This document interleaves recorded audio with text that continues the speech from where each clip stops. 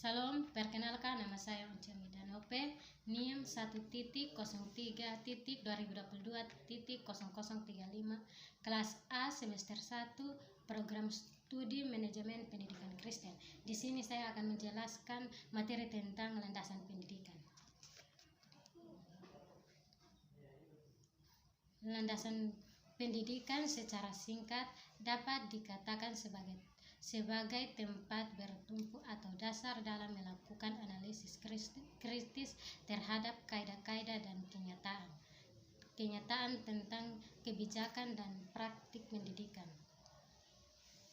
Kajian analisis kritis terhadap kaidah dan kenyataan tersebut dapat dijadikan titik tumpu atau dasar dalam upaya penemuan kebijakan dan praktik pendidikan yang tepat guna dan bernilai guna. Dengan kata lain, dapat dikatakan bahwa landasan pendidikan merupakan dasar bagi upaya pengembangan kependidikan dalam segala aspeknya.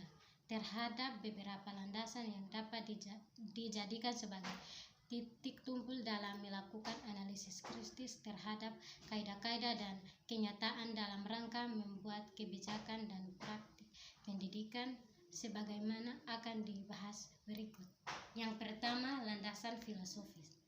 Landasan filosofis merupakan landasan yang berkaitan dengan makna atau hakikat pendidikan yang berusaha menelaah masalah-masalah pokok dalam pendidikan seperti apakah pendidikan itu, mengapa pendidikan diperlukan, dan apa yang seharusnya menjadi tujuan pendidikan. Sehubungan dengan itu, landasan filosofis merupakan landasan yang berdasarkan atau bersifat filsafat. Sesuai dengan filsafatnya, maka landasan filsafat menelaah sesuatu secara real, menyeluruh dan konseptual yang menghasilkan konsepsi-konsepsi mengenai kehidupan dan dunia. Yang kedua, landasan sosiologis. Pendidikan merupakan peristiwa sosial yang berlangsung dalam latar interaksi sosial. Dikatakan demikian karena pendidikan tidak dapat dilepaskan dari upaya dan proses saling mempengaruhi antara individu dan terlibat di dalamnya. Dalam posisi yang demikian, apa yang dinamakan pendidikan dan peserta didik menuju kepada dua istilah yang dilihat dari kedudukannya dalam interaksi sosial. Artinya, siapa yang bertanggung jawab atas perilaku dan siapa yang memiliki peran penting dalam proses mengubahnya. Karena itu, proses pendidikan untuk menunjukkan siapa yang menjadi pendidikan dan siapa yang menjadi peserta didik secara permanen, karena keduanya dapat saling berubah fungsi dan kedudukannya. Yang ketiga, landasan hukum. Pendidikan merupakan peristiwa multidimensi bersangkut paut dengan berbagai aspek kehidupan manusia dan masyarakat. Kebijakan, penyelenggaraan dan pengembangan pendidikan dalam masyarakat perlu disalurkan oleh titik tumpuk hukum yang jelas dan sah. Dengan berlandaskan hukum, kebijakan, penyelenggaraan dan pengembangan pendidikan dapat terhindar dari berbagai benturan kebutuhan. Setidaknya dengan landasan hukum, segala hak dan kewajiban pendidikan dapat terpilih. Yang keempat, landasan kultural.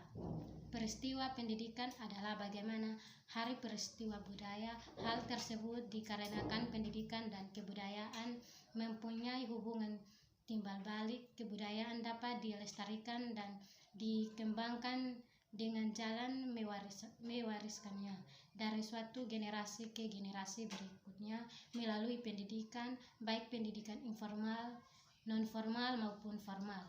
Yang kelima, landasan psikologis. Pendidikan selalu melibatkan aspek kejiwaan manusia. Oleh sebab itu, landasan psikologis merupakan salah satu landasan yang penting dalam bidang pendidikan.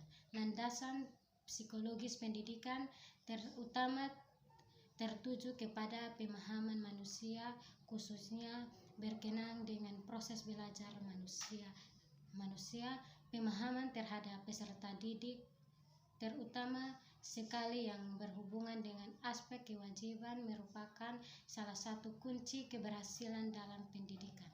Oleh karena itu, hasil kajian dan penemuan psikologis sangat diperlukan. Penerapannya, pengetahuan tentang aspek-aspek pribadi, urutan dan ciri-ciri pertumbuhan setiap aspek dan konsep tentang cara-cara yang paling tepat untuk mengembangkan kepribadian. Yang keenam, landasan ilmu dan teknologi. Pendidikan dengan ilmu pengetahuan, teknologi, dan seni mempunyai kaitan yang sangat erat. Hal tersebut karena bagian utama dalam pendidikan, terutama dalam bentuk pembelajaran. Oleh karena itu, pendidikan berperan sangat penting dalam warisan dan pengetahuan, teknologi, dan seni. Dengan demikian, dapat dikatakan bahwa landasan ilmiah dan teknologi dijadikan sebagai landasan dalam menentukan kebijakan dan praktik pendidikan. Yang ketujuh, landasan ekonomi. Manusia pada umumnya tidak lepas dari kebutuhan ekonomi, sebab kebutuhan dasar manusia membutuhkan ekonomi.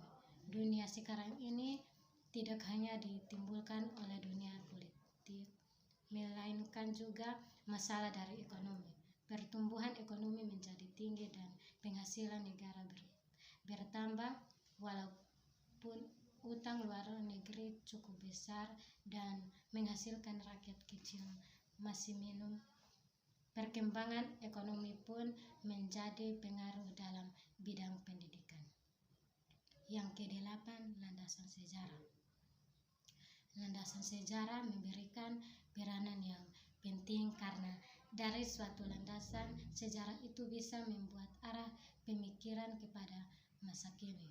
Bidang pendidikan terlebih dahulu memeriksa sejarah tentang pendidikan, baik yang bersifat nasional maupun internasional. Dengan demikian,